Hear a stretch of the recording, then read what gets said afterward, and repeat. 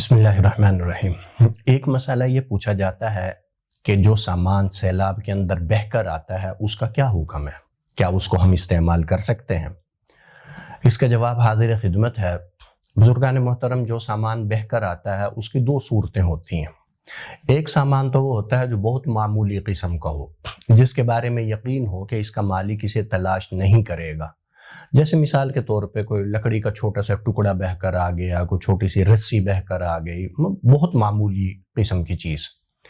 اس کو اگر آپ اٹھا کر استعمال کریں تو اس کی تو گنجائش ہے۔ لیکن جو سامان قیمتی ہوتا ہے، جس کے بارے میں آپ کو یہ یقین ہو کہ مالک اس کو تلاش کرے گا اور مالک یہ چاہے گا کہ وہ اس کو مل جائے، جیسے مثال کے طور پہ جانور بہہ کر آ رہے ہیں، بھینسیں بہہ کر آ رہی ہیں، مثال کے طور پہ پیٹی کے اندر سامان تھا، پیٹی باکس بہہ کر آ رہے ہیں،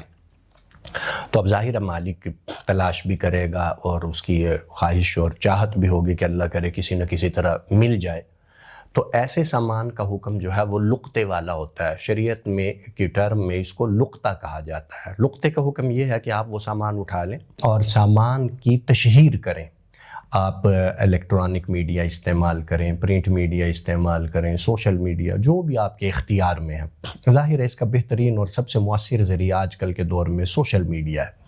آپ سوشل میڈیا استعمال کریں اور آپ لوگوں میں تشہیر کریں کہ یہ گائے میرے پاس موجود ہے، یہ بھینس میرے پاس موجود ہے، یہ باکس میرے پاس موجود ہے، فلاں چیز بہہ کر آئی ہے، یہ میرے پاس موجود ہے، تو وہ یقیناً انشاءاللہ وہ مالک تک پہنچ جائے گی اور مالک جو ہے وہ آ کر آپ سے وصول کر لے گا۔ تو اصل تو اس کا یہی ہے۔ لیکن خدا نخواستہ اگر مالک نہیں آیا، وہ چیز آپ کے پاس بہہ کر آئی، آپ نے مثال کے طور پہ بھینس پکڑ لی، مالک آپ کے پاس نہیں آیا، تو آپ جو ہے وہ پھر اتنے دن تک تو بھینس کو رکھیں گے کہ آپ کو یوں لگے کہ مالک آ جائے گا۔ جیسے آج سیلاب کے دن ہے تو ظاہر آج کل میں تو کوئی نہیں آئے گا، سیلاب جب ختم ہو جائے گا پھر خیال آئے گا لوگوں کو، ابھی تو اپنی جانوں کے لالے پڑے ہوئے ہوتے ہیں، تو پھر خیال آئے گا کہ ہمارے مال مویشی، ہمارے جانور کدھر گئے۔ تو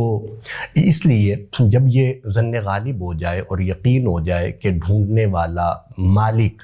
اس نے اپنی ان جانوروں کی تلاش ختم کر دی ہوگی، جب آپ کو یہ یقین ہو جائے تو اس کے بعد آپ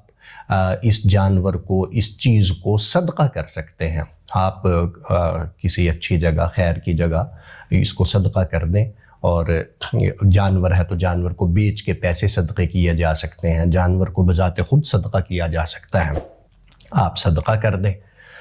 ہاں، یہ بات بھی ذہن میں رہے کہ اگر مالک آ گیا، مثلا آپ نے صدقہ کر دیا، آپ کو بھینس ملی، آپ نے وہ بھینس صدقہ کر دی،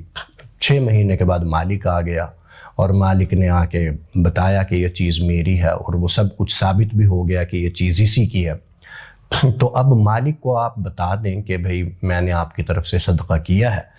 اگر مالک یہ کہے کہ ٹھیک ہے صدقہ کر دیا، بہت اچھا کیا، پھر تو ٹھیک ہے۔ لیکن اگر مالک جو ہے وہ یہ مطالبہ کرے کہ آپ نے میری بھینس کیوں صدقہ کی، تو آپ کے ذمہ ہوگا کہ آپ وہ قیمت اس کی ادا کریں۔ اگر بھینس موجود ہے بذات خود، پھر تو وہ بھینس اس کو واپس کی جائے گی، لیکن اگر بھینس موجود نہیں ہے، اس کو بیچ کے اس کو کہیں آگے فروخت کر دیا گیا، بھینس کو ذبح کر لیا گیا، چیز کو استعمال کر لیا گیا، اگر ایسی سی صورت ہو تو پھر اس کی قیمت مالک کو ادا کرنی ضروری ہوگی، پھر صدقے کا ثواب آپ کو مل جائے گا۔ تو اس لیے آپ سے یہی گزارش ہے کہ اگر کوئی سامان ملے، اس سامان کی حفاظت بھی کریں، بالخصوص اس سامان کی جس کے ضائع ہونے کا ڈر ہو۔ اگر آپ کو لگ رہا ہے کہ مثلا جانور ہے، نہیں پکڑا گیا تو بیچارہ جانور بہہ کے یہ نہ ہوتے ہوتے کہیں ضائع ہو جائے، مر جائے، سمندر میں چلا جائے، کوئی اگر ترتیب سمندر تک پہنچنے کی ہو، مطلب نقصان ہو جائے گا، تو پھر آپ اس جانور کو ضرور پکڑ لیں، اس کی خدمت کریں، اور اس کے بعد آگے کا مرحلہ یہی ہے کہ پہلے تشہیر کریں تاکہ اصل مالک تک پہنچ جائے۔ لیکن اگر تشہیر کے بعد اصل مالک تک نہ پہنچے تو آپ اسے صدقہ کر دیں، جیسے کہ تفصیل بتائی گئی ہے۔ السلام علیکم۔